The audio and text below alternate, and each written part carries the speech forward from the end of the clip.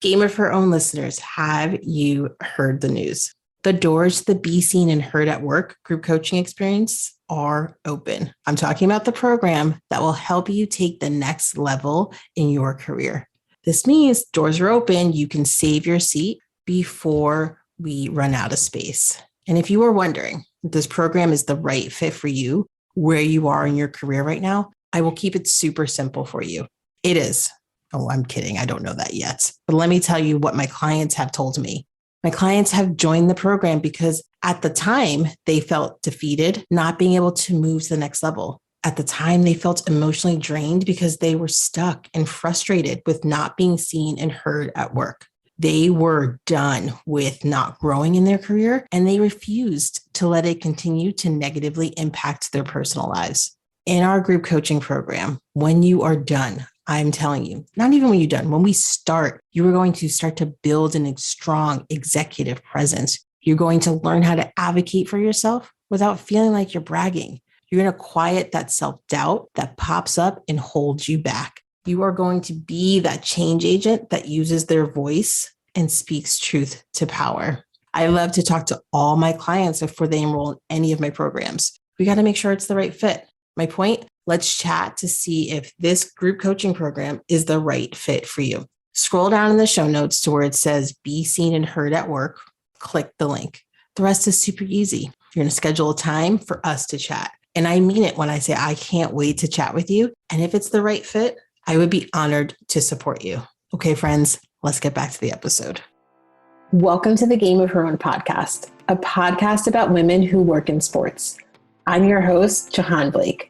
After 15 years of working for 3 major league teams, including the Boston Red Sox, Los Angeles Dodgers, and the Chicago Cubs, I discovered the one thing I loved the most was helping women in sports shatter glass ceilings and take their seat at the table. I loved it so much that I made a business out of it. I have the honor of coaching high-performing women in the sports and entertainment industry and supporting them as they go after exactly what they want in their career. So if you are feeling tired of waiting on the sidelines, done being overlooked for promotions, and you're ready to pull ahead of the pack and take your career to the next level, girl, I'm here for it. I also created the Game of Her Own podcast to support you as well. We are here to share the stories of incredible women who work in sports and entertainment. These leaders and trailblazers will inspire you with their success and the lessons they've learned along the way to the top. Ladies, there is nothing like women empowering women. I am so honored you're here. What do you do when you start out as an intern or entry-level position? Or in my case, what do you do when you start your career as an ambassador and make $5.25 an hour, but you want to grow into a leadership role? So you started on the ground floor. Essentially, you are learning and growing within the organization, but how do you make sure that you're not always seen as that intern, entry level, or ambassador? Really, it can be at any level. How do you make sure that you're not always seen as the coordinator? How do you make sure you're just not seen as the manager you were hired to be? How do you make sure your organization sees that you're on the path to a leadership role? Now, it's not to say that you're not proud of where you came from. Now, if you're not proud of where you came from, you should hit pause on this episode and spend some time thinking about why. Explore that feeling. It will help you in the long run. You're just going to have to trust me on this. I can't go into detail because I have a whole other episode to do, but you understand, right? You're proud of where you started. I am so proud of being an ambassador for the Boston Red Sox. You guys, I even have my locker door framed. It was given to me as a gift when I left. My ambassador locker door is framed and in one of those, what do you call those things? Shadow box or glass? I don't know, whatever. It looks nice. And it's hanging on my wall. So I'm very proud of where I came from. But I always wanted to be in a leadership role. I know a lot of you have that same feeling. So at the end of the day, no matter if you're an intern or a manager or a director, I know that you want to grow into a leadership role. Question is, how are you going to do that? How are you going to make sure that others see your full potential? How do you make sure that you are on the right path for leadership? Today, I'm going to talk about 8 ways to make sure that you are on the right path to leadership. Make sure that you are on the path to make sure people see you as the leader that you are. Number one, if you have been listening to the Game of Her Own podcast for a long time, what I'm going to say next comes at no surprise. Also, if you've been listening to the Game of Her Own podcast for a long time, thank you for listening week after week. You can't skip this next step. You must identify what you want. Where do you see yourself in 1 year, in 3 years, in 5 years? Do you want to oversee multiple departments? Do you want to be an executive? Do you see yourself in the C-suite? If you don't know that answer, then how do you move forward? How do you make sure others see you as a leader? Now, it's okay if your version or your vision evolves over time. You might manage people for the first time and realize you never want to do that again. That's okay. That is part of the journey. That's growth. But take some time to journal if that's your thing. Reflect if that's your thing. Reflection should be everyone's thing. Identify what you want. What do you want to achieve? What is your ultimate goal? If you need some help exploring what's important to you, head to my website, jahaanblake.com/free. Download my Getting Clear on What Matters Most workbook. I promise it will help you think through and identify what's next for you. Number two, explore and communicate your goals with your manager and your trusted allies. Let them be a part of your journey. People naturally want to help. There can sometimes be this misperception, right? There's this misperception out there that people think if I talk about what I want in my future, my boss is going to think that I'm grateful for where I am now. A strong manager will not think that. Also, they 100% won't think that if you're meeting or exceeding expectations in your current role. Let me give you an example. I had an employee who took a job as a part-time ambassador. The job description is very clear that it is a part-time role. Do not quit your day job. Their goal was to eventually become a full-time employee within the organization. Well, let's just say they didn't meet expectations of the job they were hired to do. Tell me this. Why would I, as a manager, help them or refer them if they couldn't do their current job well? That's the only thing I want to focus on is how can we make sure you're doing your current job well? How can we make sure you're at least meeting expectations? Well, we had a heart-to-heart and uncovered some things that were getting in the way of this person doing a good job in the role that they were in. I actually asked them, I wasn't planning on doing this, but as we started talking and uncovering stuff, I said, what do you think about this? I think you need to take a couple of weeks off. And it's not a suspension. I don't do that type of stuff. It was more like, I think you just need to take a break. Just take a break and think about and reflect upon everything that we just discussed. So happy that that person opened up to me. I'm so happy that we were able to uncover a lot of stuff, but I could tell they needed to take a break. Well, they took a break, came back, refreshed, on fire, and ready to go. They exceeded expectations in the ambassador role. They eventually became full-time in the organization in a different department. They are still there to this day. So it is okay to want bigger things, but you got to make sure you're doing really well in the job that you're in now. So it is okay to talk to your manager or trusted allies about your goals, about where you see yourself, your growth path. Let them help you figure out what that path can look like. Let them help you by identifying what you need to do to grow. And then what happens is, one, they know which way, what direction you want to go. They're going to give you advice, feedback that is aligned to your goals, just not generic feedback. They're going to give you feedback that is aligned to your goals. Two, they're going to be able to talk about you when you're not in the room if they see opportunities that you may be able to step in. Having people who already have a seat at the table be able to talk about you when you're not in the room that they're in is gold. So that's why you want to take them along for the journey. Doesn't mean if you say to them, I want to be a vice president one day and say you're a manager. Doesn't mean you're going to be a vice president next week. Doesn't mean you're going to be a vice president a year from now. But what it does mean is you have somebody who has your back, who can help you along that journey. The third way, monthly assessments and annual reviews. Let's talk about these monthly assessments. First, you have to set goals. So if you know where you want to be, you already did step one. Now you talk to your manager and some trusted allies within the organization. You are clear on what you want to do, where you want to be, and what type of leadership role you want to be in. Set some goals for the year.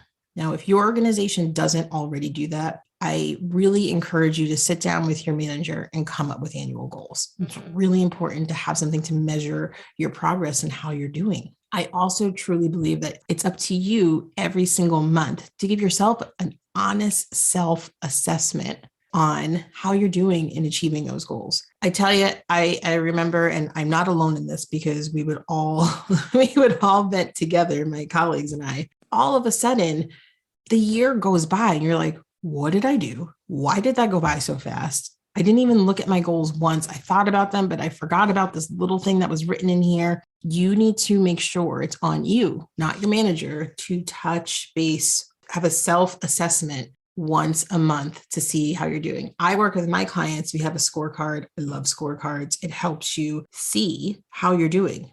Red, yellow, green. Do you need to work on this?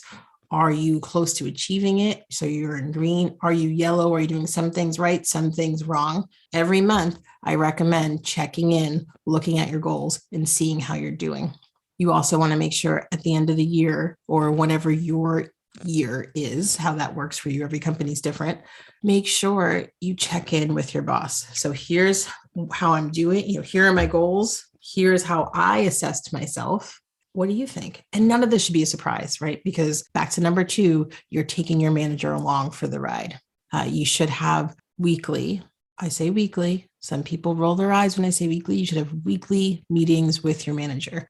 And it's usually the managers rolling their eyes because it's hard. You don't have a lot of time, but you should meet with your team. You should meet with your manager weekly, even if it's a 15-minute touch base. Everybody has 15 minutes. The 4th way, own your mistakes. Making a mistake when you are early in your career, just join an organization. So you could be at the director level and you make your first mistake. Oh, I know that feeling. Like I just got hot thinking about like a time I made a mistake and I was just overwhelmed with like, let's call it guilt, probably shame, embarrassment. Right? Nobody even knew yet. So I had to own it though. You have to own your mistakes because that establishes trust with your manager, with your team, with anybody within the organization that you're working with, anybody that you're collaborating with on a project. So you want to own your mistakes because that's what leaders do. They own their mistakes, they learn from them, and then they move on.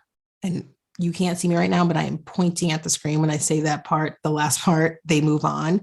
That's important. Don't hang on to that. When it pops in your head at 2 a.m. and you're just laying there and it's like 3 months after you made the mistake, listen, you got to let it go. However, that's just easier said than done, right? It's like when you're worrying about something and someone tells you, oh, don't worry about that. Yeah, great. Thanks. That's really helpful. So listen, you got to let it go. Let me give you a way to help let that mistake go head to my website, jahaanblake.com/mindset, free workbook. If you can't tell, I love a workbook, free workbook, download it. It helps you think through just sort of like it's manager mindset. So it helps you manage your mindset and figure out why you are getting hung up on some things, why things are bothering you, why you're nervous, why, whatever the case may be. This workbook will apply to this situation as well. So own those mistakes. I know they're scary. When you take them to your manager, when you do something wrong, it's okay. You can own it and then say, here's what I learned from this situation. Here's what I'm going to do differently moving forward. Do you have anything you would add to this? Don't be afraid to ask for their input as well. Give them a chance to add to it, but make sure that you share what you learned and what you're going to do differently. Number 5, ask for help. I know sometimes we don't want to ask for help because, we should know it all, right? That's how I become a leader. Like that's how I'm going to get to be an executive, is showing that I have all the answers. I know everything. I know how to do this. It's not the case. What I found was, throughout my career, when I look back, when I look at a lot of the leaders, they were always asking for help in such a way that I didn't even realize they were asking for help. They were always asking others' opinions. They were always getting curious. They were always asking a lot of questions. That's how they were getting help when they were building a project or building an initiative. For you, it can be the same, but also think about when you get stuck. Think about when you're not sure what direction to go in a project that you're working on for the first time. Maybe it's the fifth time, who knows? But when you're stuck, it is okay to ask your manager for help. And it is okay to say, hey, I'm stuck. I've tried these 5 things, but 5 things, 2 things, whatever, however many you tried, but I don't want to keep spinning my wheels. What would you do in my situation? So make sure they know what you've done so far and ask them for help. That's okay. By owning your mistakes, number 4, asking for help, number 5, your manager is going to trust you more. There's going to be this sense of trust that just happens immediately. They know that they can depend on you. They know that when you are stuck, you're just not going to make something up and just go. They know that you have the courage to say, help me. And that also creates a sense of loyalty. So let me give you a quick example. I just came back from Super Bowl. I'm hired to do some work on the exterior guest experience. I talk a lot about it in episode 100. If you want to hear more about the work that I do. This is my 6th Super Bowl. And sometimes we have a playbook, but depending on the campus, depending on the city, depending on all these different factors, some things have to change slightly. And while I believe in myself and my abilities, sometimes I wanted to ask my client for help in executing on part of my, strategy. And in doing so, that just establishes more trust. She knows that I am going to come to her, but I'm not exactly sure. And she's okay with that. I went to her and said, here is, and without boring you with all the details, I gave her this diagram that we were working on. Here's where I am with this. I would really love your input because we have a limited amount of assets and we have a really big footprint. And I want some help and a thought partner in putting this together. And what came out, the product that came out, was far superior than what if I had done it on my own and not asked for help. So it's okay to ask for help. My client was not mad at me. She happily spent time with me. It did not take a long time, but we did come up with a really good plan. So I encourage you to do the same. You are going to go further faster if you can ask for help when you need it. Number 6, networking. If you are sick of me talking about networking, sorry, but I'm not sorry. Networking is going to help you. It's one of the things I always hear on when women are on panels, when women are guest speaking as on a podcast, on my podcast. Women say it all of the time. Networking is key. You cannot avoid it. I promise you. If you think it's awkward and you don't like it, you don't like selling yourself, I'm telling you, I have a couple episodes I'll link to in the show notes under networking. Please listen to them and give it a try. It's just a muscle that you need to work on. You need to work on strengthening it. And I'm telling you, once you strengthen it and you get that momentum behind you, there is no looking back, and it's going to help your career. It's also going to help you within your organization and help you get to that leadership role or whatever that ultimate goal is for you. I'm going to link in the show notes to different types of networking, and I go into detail about it. So I'll link to that in the show notes as well. You want to talk to your counterparts. You want to talk to people who are higher up and doing the jobs that you want to do. You can talk to them internally, but what I want you to do is explore outside of your organization. And if you were an intern and you're thinking, I'm too young for this, she's probably not talking to me, or I'm too green for this, she's probably not talking to me. I am talking to you. I'm talking to all of you. You could be an executive right now trying to get to the C-suite. You can be a manager right now trying to become an executive, whatever role. If networking isn't something you do, it is something you want to expand on in 2022. By talking to people externally, by talking to people who don't work for the organization you work for, who maybe work out even outside the sports industry, you learn so much. I learned so much from networking with the people who do the job I do at Nordstrom. right? The job looked a little bit different, right? Obviously, there's no sports team retail, but the foundation was the same. They are known for service. I work in fan experience. They just call their fans customers. I'm a huge fan of Nordstrom and I'm a huge customer. I won't even tell you what level I am because you're going to judge me really hard. But when I say level, I mean their loyalty program. I'm not telling you though. But you want to learn from people who do the jobs that you do. And I tell you, when I started to put this into action and learn from others, I really immersed myself in that sort of belief. When I got to the Cubs, I had a lot more time, a lot more flexibility in the way that my manager managed me. So I talked to everybody and I learned so much, and I would bring things back that made sense to the organization and tailor it and customize it for the Cubs. I wouldn't make mistakes that people already made. And then I would love to pay it forward. So I would make sure that the things that I learned and were given to me, I told everybody, open book. I love to share. Number 7, education. Now, I am not saying go back and get your master's. That's not what I'm saying. Unless it's something you want to do and you think that it's going to help you in your career and where you are, great. I'm not saying that you have to get a master's, but there is no shortage of education out there. There's courses, there's workshops, there's group coaching, and I may or may not be talking about stuff that I'm doing. Like there is one-on-one coaching. There are so many opportunities. There is definitely no shortage of panels out there. And one comes through my inbox at least weekly. And some of them I join because I love hearing outside perspective, and you should do the same. This is going to help you because it's going to help you grow into that leadership role that you want to be in because you're learning from others. So while networking is another way of learning from others, education and attending panels, attending conferences, taking a course, that's going to help you grow. And your manager is going to start to notice some of those things that you learn. Sometimes your manager will be willing to invest in you to grow. You have to have that conversation with them though. If you haven't already, make sure you sign up for my VIP email list. Link to it in the show notes. I have some upcoming workshops that are one-time workshops that are coming up. I also have one-on-one coaching. So make sure you are signed up on my VIP list. That way, if you're interested in any of the workshops that are coming up, I know I'm going to have one on advocating for yourself, networking for career growth, how to manage and lead an effective, high-achieving team. I'm going to have a bunch of workshops this year. So make sure you are on my email list so you can hear all about those.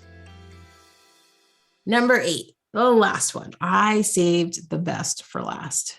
Your weekly top 3. So maybe you've heard me talk about this before. Maybe you've been to one of my workshops. This is something that I was told by a mentor and I used it and it worked. And now I tell everybody to do the same. So what's your weekly top 3? Think about your week. So if you're listening to this, when it comes out, it's Thursday, maybe it's Friday for you, and you have a full week under your belt. You have to have at least one project you're working on and some wins within that project. So what in that project is going well that you did? Jot those things down. Just jot 3 things down. What are your wins? What did you accomplish this week? It can be big or small, but what are the things that you're doing? Now, jot those down. I used to jot them down and put it in a Post-it in my back pocket because I didn't have a smartphone yet. You can jot it down in your notes section in your phone. Keep those, commit those to memory. Then you have them in your phone just in case you forget. It's the cure for small talk. I tell you, next time hopefully you're back in the office. If you're not, maybe you're stuck on a Zoom and you're waiting for the host to come, but you guys are already in the room and you're making small talk with people in the organization. Let me give you an example how this weekly top 3 can work.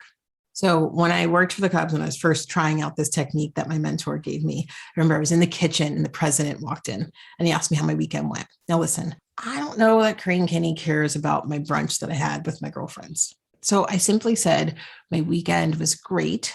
I have been working on this ambassador program, literally what they hired me to do.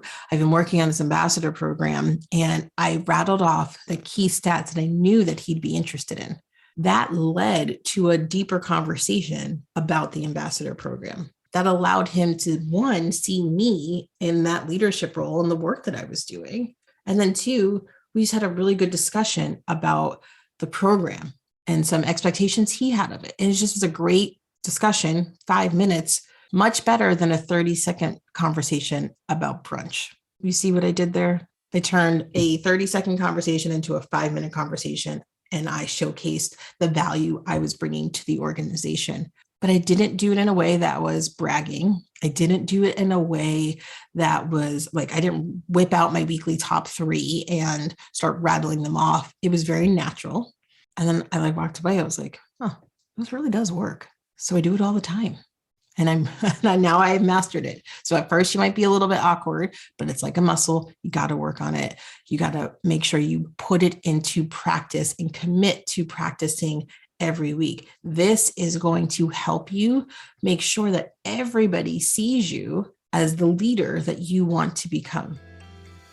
So do you think you can do this? Do you think you can put these 8 strategies into place? Maybe some of them you already have in place. Maybe you pick 1 or 2. I really encourage you to do the weekly top 3 if you're not already doing it. Put something into practice, commit to it. Perhaps you liked all 8 of them. Write yourself a checklist and start checking them off as you do them. Save this episode. And hey, if you try any of these out, I want to hear from you. I love hearing from all of you. It warms my heart when you email me and tell me something you've done as a result of either us chit-chatting, you listen to this podcast, something I posted. It keeps me going when things get tough. So I love when you share. You can find me on LinkedIn at Jahaan Blake. You can also find me on Instagram. So whatever your platform is, either one, send me a message. Let me know you listen to the podcast. I would love to hear from you. I hope you enjoyed this episode, and I hope you are ready to put these techniques into practice to make sure you're on the path to a leadership role. All right, Game of Her Own listeners, until next week.